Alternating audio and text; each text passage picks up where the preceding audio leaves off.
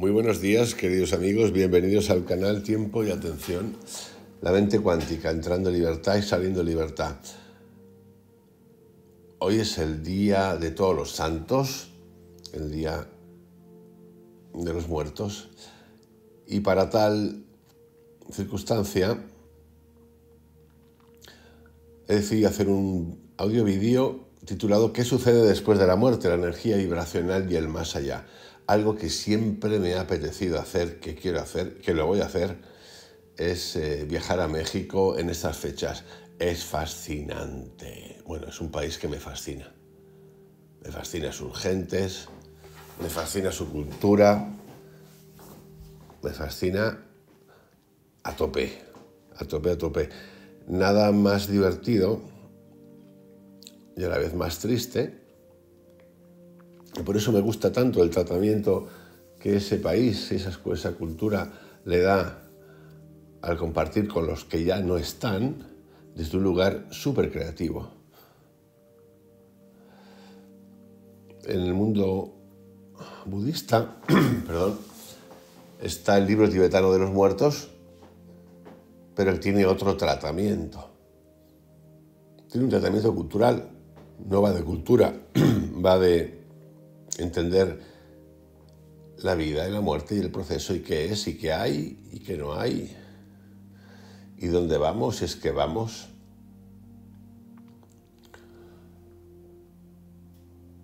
Yo por afinidad, por cercanía, por contacto también,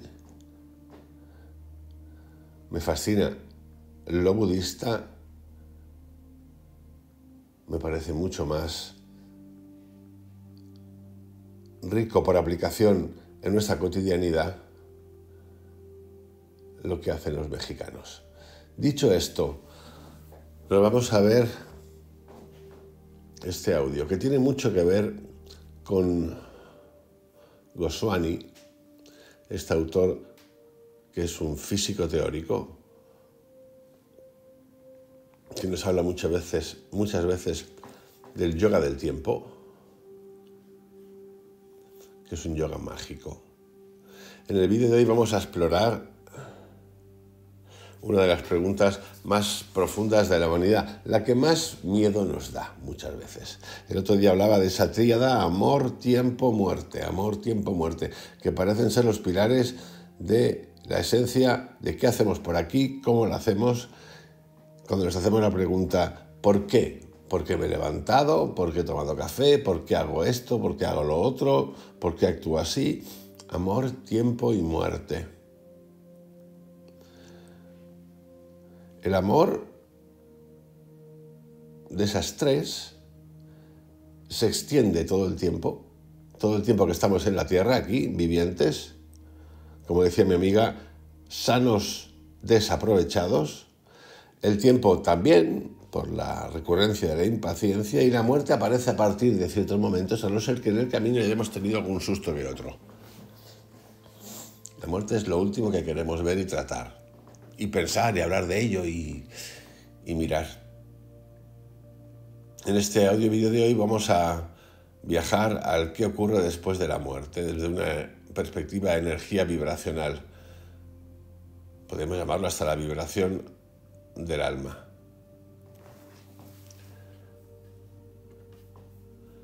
¿Qué ocurre después de la muerte?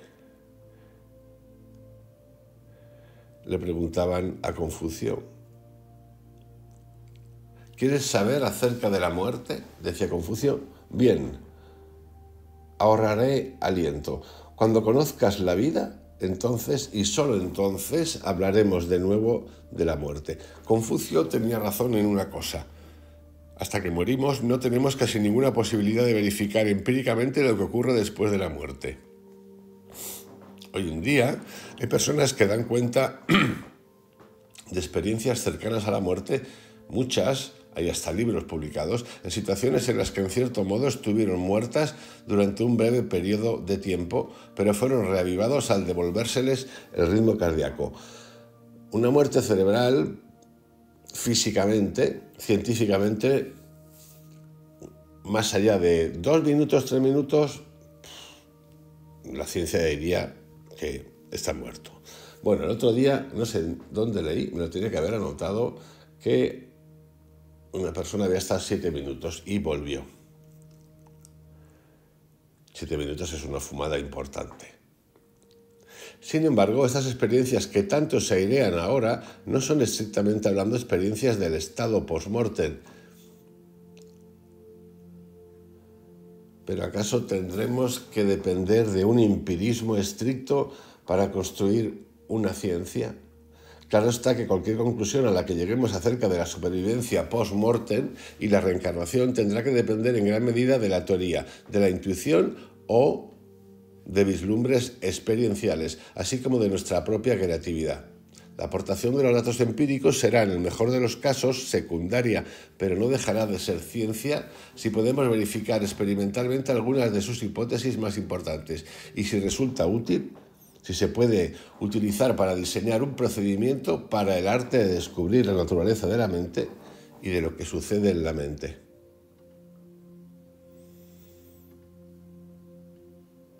El ser humano, en su búsqueda inmensa, un no parar, está dispuesto y quiere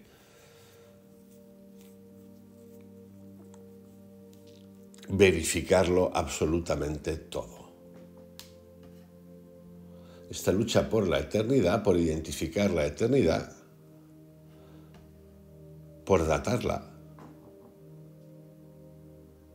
tiene también mucho que ver con la conciencia, tiene que ver mucho con la juventud, eternamente jóvenes. ¿Acaso existe un arte del morir que pueda ser investigado por la ciencia? Pues parece ser que sí. El maestro espiritual tibetano, Sogyal Rinpoche, recuerda una anécdota de su infancia en la cual un lama que estaba de viaje se vio de pronto ante las puertas de la muerte. Como era la costumbre, alguien que le apreciaba mucho propuso llamar al Rinpoche, que era el gurú espiritual de ese lama, pero el lama dijo que no era necesario, que sabía qué hacer, y tras decir eso cerró los ojos y murió. No obstante, la persona que había hecho la propuesta fue a buscar al Rinpoche de todos modos. Cuando llegó, el Rinpoche miró al lama muerto y dijo afectuosamente: «Viejo lama, no permanezcas en tal estado. A veces pueden surgir obstáculos». Y entonces, ante los ojos del atónito Sogyal, el lama volvió a la vida. Luego, el Rinpoche dirigió al lama a través del proceso del morir conscientemente. Eso es el libro tibetano de los muertos. Otro autor del que tenemos vídeos, audios y muchos textos, que anunció y sabía cuándo iba a morir, es Yogananda, Paramahansa Yogananda. Así, pam pam. El conocido libro tibetano de los muertos es un libro diseñado con toda precisión para guiar a una persona moribunda. Moribunda es que está haciendo el viaje hacia el más allá. ¿Podremos desarrollar acaso una ciencia para comprender ese libro? Ese libro, además de esto, es un libro que fue utilizado, los bardos, en una de las primeras explicaciones acerca de la psilocibina, las experiencias psicodélicas, con el libro tibetano de los muertos. Timothy Leary, autor, que por cierto lo tenéis en este canal revisado. Nada menos que el actual Dalai Lama escribió: «La muerte proporciona un punto de encuentro entre la tradición budista tibetana y la ciencia moderna. Creo que ambas tienen mucho que aportarse mutuamente, tanto a nivel de entendimiento como de ventajas prácticas. Yo estoy de acuerdo. En definitiva, este libro es una integración, el libro tibetano de los muertos, de un antiquísimo arte y de la ciencia moderna, concretamente de las ideas del libro tibetano de los muertos y de la física cuántica. Para acercarse a la muerte se necesita tanto de ciencia como de arte, pero ni uno ni otro son completamente objetivos. La literatura existente y los datos que tenemos pueden darnos ideas acerca de por dónde comenzar a pensar en ello, pero aquí el jefe es cada uno. El verdadero significado de esta búsqueda es capacitarnos para que descubramos por nosotros mismos la verdad acerca de la muerte. Si la intuición de tantas personas, y también la suya, quizá después de haber leído el libro tibetano de los muertos, es correcta y reencarnamos, aquí podemos utilizar a Dolores Cannon, podemos reencarnar, pero por ahí, solo hay que leer sus libros, en otro planeta. Dolores Cannon, ya lo he contado en el canal varias veces, en varias de sus hipnosis aparecían personas, aparecían mediadores, aparecían personas que era la primera vez que venían en la Tierra y llevaban viviendo un montón de siglos atrás en otros lugares y con otras formas. ¿Por qué no? La pregunta sería, en el budismo, en el libro tibetano de los muertos, pero en el budismo sobre todo, como filosofía global del espíritu, ¿se habla solo, pregunto, de la reencarnación en esta tierra o hay más cosas? ¿O se han quedado cortos en el camino?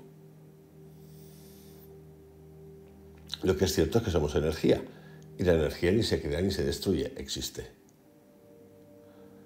Si la intuición de tantas personas es correcta y reencarnamos, la muerte sería entonces el gran rito de paso que todos tenemos que afrontar. Esta es la razón por la que algunas personas llegan a decir que toda nuestra vida es una preparación para la muerte. La respuesta a la vida humana no se va a encontrar dentro de los límites de una vida humana, decía el psicólogo Carl Jung. Si comprendemos esto de corazón, veremos que la muerte forma parte de un proceso creativo definitivo. El proceso creativo tiene 4 fases generales: la muerte, la preparación, la incubación, la inspiración y la manifestación. Repito, preparación, incubación, inspiración y manifestación. La preparación es revisar lo conocido y preparar el terreno para la inspiración creativa. La incubación es el procesamiento inconsciente, es decir, procesar sin conciencia. En tanto que la preparación supone esfuerzo, el procesamiento inconsciente es procesar sin esfuerzo consciente, aunque tampoco es como dormir. Estas 2 fases se entremezclan en un proceso alternativo de esfuerzo y relajación, en un proceso alternativo de hacer y no hacer. La inspiración es el nacimiento de la nueva idea, el cambio de contexto. Es un salto cuántico de pensamiento, una transición discontinua en el pensamiento que no pasa por los puntos intermedios. La manifestación es la plasmación de la transformación que exige la inspiración. ¿Acaso es la vida? Os diréis, ¿dónde va esto? Goswami nos pregunta, ¿acaso la vida es una preparación para la muerte? Lo más correcto sería decir que toda nuestra vida la dedicamos a las 2 primeras fases, a la de preparación y la de incubación del descubrimiento creativo de la naturaleza de la realidad post-mortem. El instante de la muerte alberga la posibilidad de la inspiración acerca de la realidad, así como de la manifestación de esa inspiración. Consideremos la posibilidad de que, con esta inspiración, en función de su profundidad, yo, usted, puede elegir lo que sucede después de mi muerte, de tu muerte, la manifestación de nuestra inspiración. Repito, considere la posibilidad de que con esta inspiración, en función de su profundidad, tú, yo, podemos elegir lo que sucede después de nuestra muerte, la manifestación de nuestra inspiración. Esto que estoy contando así, esto está en la mente cuántica, está en el secreto, en lo que elegimos, en el mundo de posibilidades. Y sí, yo creo absolutamente en esto. Es más, yo creo que seguimos en un estado que es el último estado en el que estemos en ese momento de tránsito. Y vamos a seguir ahí y de ahí podremos ir creciendo, como a través de la conciencia, asociándonos con las vibraciones que hayamos potenciado o desarrollado en nuestra vida.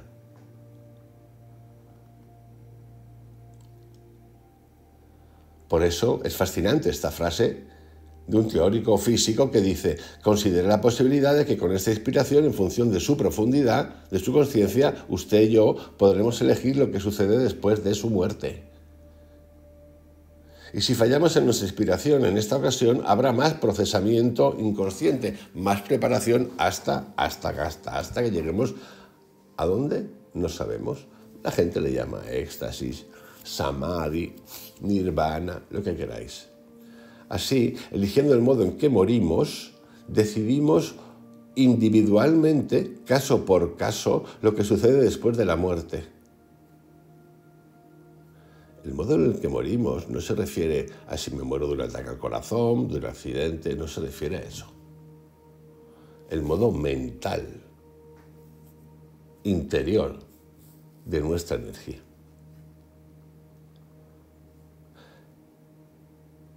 La gente dice, no sin cierta razón, que la muerte es como un sueño, que es un gran sueño. Pero yo sostengo, nos dice Amit Goswami, que es también una gran posibilidad. Algunas personas de avanzada espiritualidad experimentan estados similares al del sueño denominados Nirvikalpa Samadhi, en los cuales, aunque al igual que en el sueño no hay una experiencia de escisión sujeto-objeto, sí que hay un procesamiento inconsciente que da lugar a inspiraciones creativas cuando despiertan. De modo que usted elige, ¿prefiere morir entrando en un gran sueño?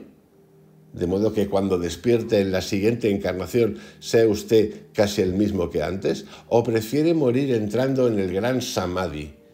De modo que cuando se encuentre a sí mismo en la siguiente encarnación haya un nuevo usted, resultado de una inspiración creativa. Fijaros esto que interesante es, porque a veces el karma del que hablan, la reencarnación, tiene un componente castigo de cojones. Es la versión del castigo pecado que te van a dar del mundo católico.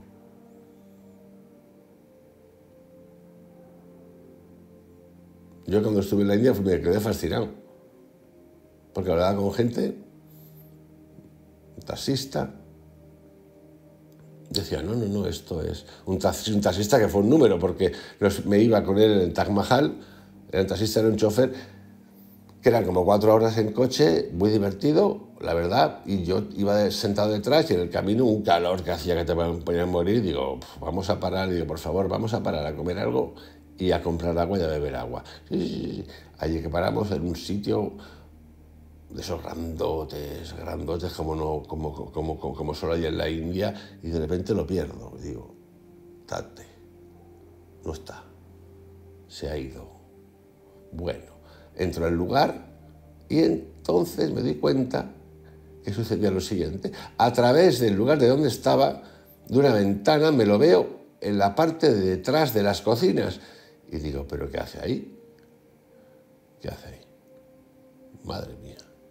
Él me tenía súper localizado. Yo no podía entrar ahí. Bueno, acabo, compro algo, compro agua, me vuelvo al coche y decido que me quiero poner delante. No, pero siempre que sí. No. Bueno, si los que habéis estado en la India entenderéis estas cosas. No. Al final dije, pues pase que sí.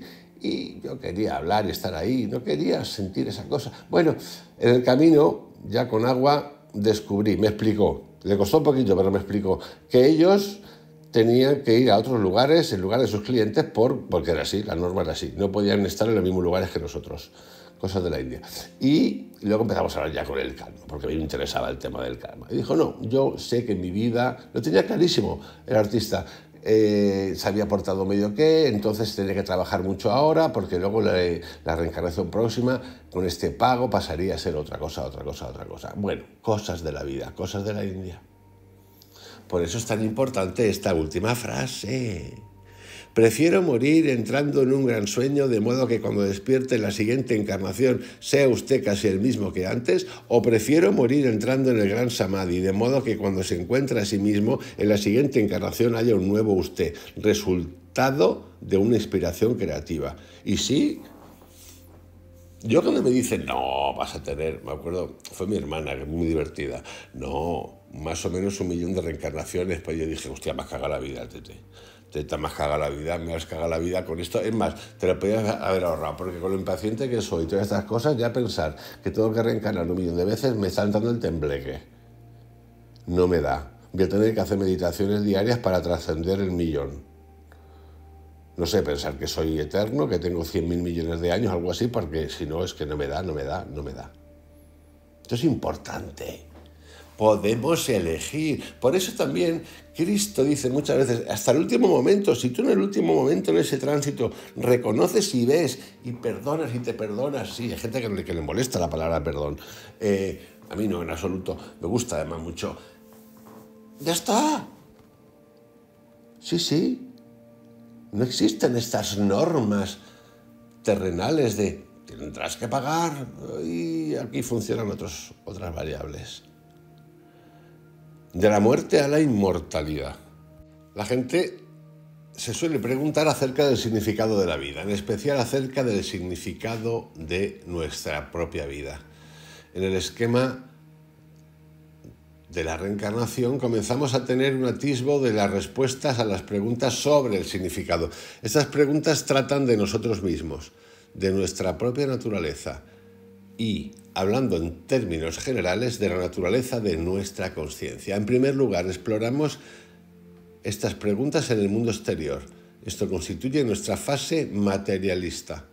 Al cabo de muchas encarnaciones, si es el caso, cuando vemos que no nos llegan respuestas adecuadas de este modo, nos volvemos hacia adentro. Al principio el viaje hacia adentro es muy vacilante y está muy viciado con los patrones de hábitos que hemos adquirido en nuestro viaje exterior. Por eso, primero, esto es una visión reencarnacionista de la vida, que contiene también la muerte. Ya hemos escuchado hace un momento que esto se puede solventar así. Así.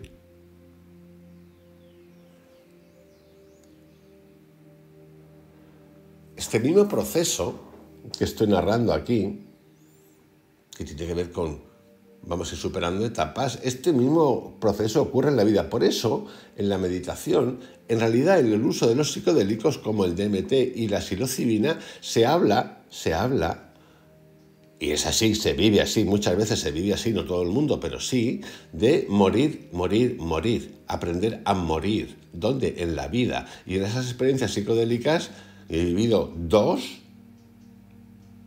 uno muere y entiende lo que es ese morir. Y por cierto, en ese morir, esta es la parte que a mí me fascina y me rasca un poquito acerca de la reencarnación. En ese proceso del morir, con los estados alterados de conciencia, no hay toda esta purga. No existe. No existe. Porque te das cuenta que siempre ha sido todo. Es más, va reencarnando y sigue siendo todo. Por decirlo de alguna manera. Esencia. Y le has tocado esa esencia. ¿Dónde? En esta vida, en ese momento, ahora, donde estás. Hace unos meses, hace un año, cuando sea. No existe nada de eso.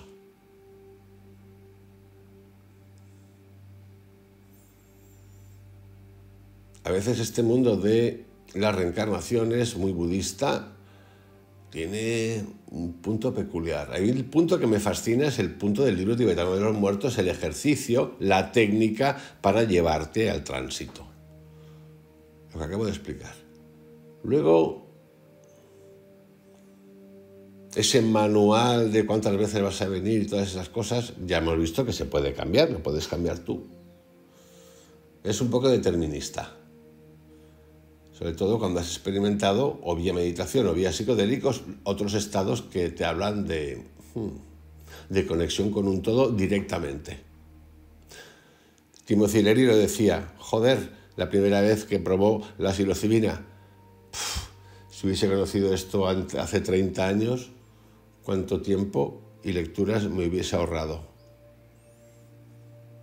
Hay que entender bien eso, Sigo, pero poco a poco comienza a hacerse la luz del entendimiento en nuestro interior y súbitamente llega la comprensión final. Ya no tenemos más preguntas y estamos liberados. Hemos salido del ciclo de nacimiento, muerte, renacimiento. Somos inmortales. Somos inmortales siempre.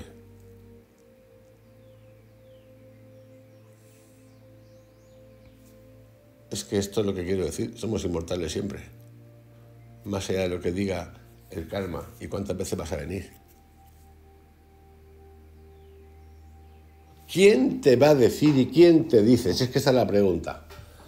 A ti que vas a tener que venir 2 millones de veces ya no 1 millón, 2 millones de veces a Requena. ¿Quién? Si tienes que encontrarte a ti, ¿quién te va a decir? ¿El de al lado, Jesucristo, Dios, Buda, Yogananda, Paramananda, Krishnamurti, Patanjali? Eso cualquiera te va a decir, te falta todavía ahí recuperar. No, nadie te va a decir eso, nadie te va a decir eso, ni en esta vida ni en la siguiente, nadie te va a decir eso. Es un camino que tienes que recorrer tú solo.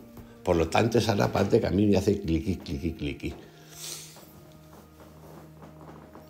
Si la comprensión tiene lugar en el momento de la muerte, tampoco volveremos, será nuestra última muerte. Es fantástico. Es que la muerte, como término